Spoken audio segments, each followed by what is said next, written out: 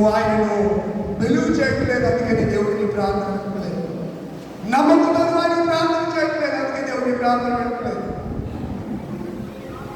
మూఢనమ్మకాలతో హృదయాన్ని చెరుపు చేసుకుంటున్నట్టు వాళ్ళారా ఒక్కసారి ఎలక్ట్లో 2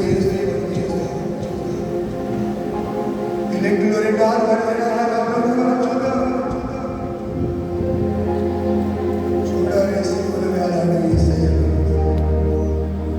ఈ పాడు లోకం వరకు, ఈ భ్రష్టమైనటువంటి భ్రష్ట ప్రజల వరకు కలువరిగిరిలో సిలువదారి అయినటువంటి యేసయ్యను కనులారా చూడమని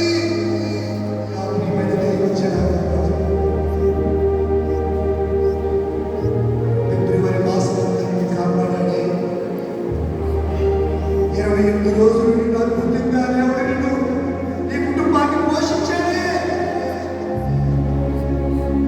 ఈ ప్రయాణంలో నీ రాకపోకల్లో నీకు తోడుగా నీడగా నీ కుడి ప్రక్క ఆయన నిలిచి ఉన్నాడే. ఇంకా నువ్వు ఆయన చూడలేకపోతున్నావా? ఇమ్మానుయేలైన దేవుని చూడలేకపోతున్నావా? ఆయన నేను మరణించి ఎక్కలేన పెద్దైన కొండ వెలిగిన ఎక్కించబోతున్నాడు. ఏలియా లాంటి స్వభావం కలిగిన మనిషిని అతను ప్రార్థన చేయగా 3 సంవత్సరాల మీద వర్షం కురవలేదండి. అతను మరలా ప్రార్థన చేయగా ఆకాశం నుంచి దేవుడు వర్షం కురిపించాడు.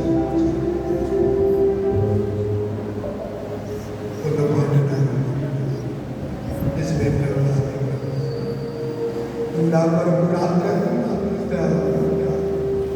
గెచ్చిమని తోటలో పెరుగులాడు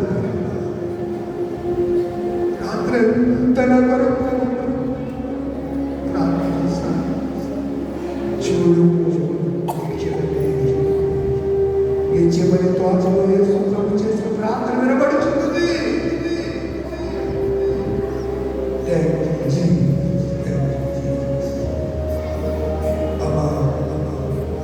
అయ్యా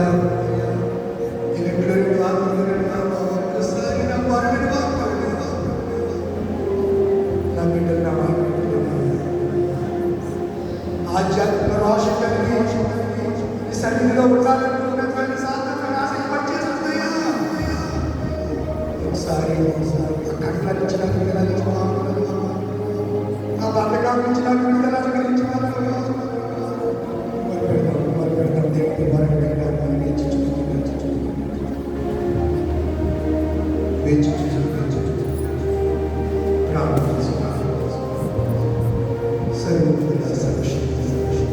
దేవుడి మార్చి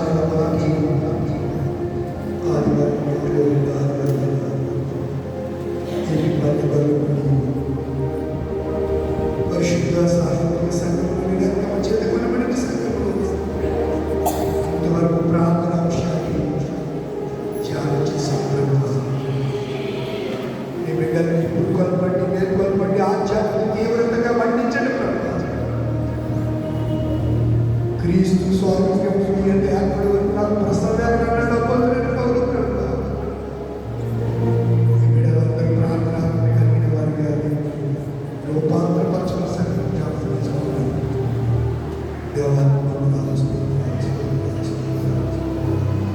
ఎవరు తీర్మానం చేసుకున్నారు, ఎవరు ఏ ఇబ్బందులు పెట్టి మొదలుపెట్టారు, విశ్వాసంతో రకరకాల ఇబ్బందులు తీర్చుకోవాలి.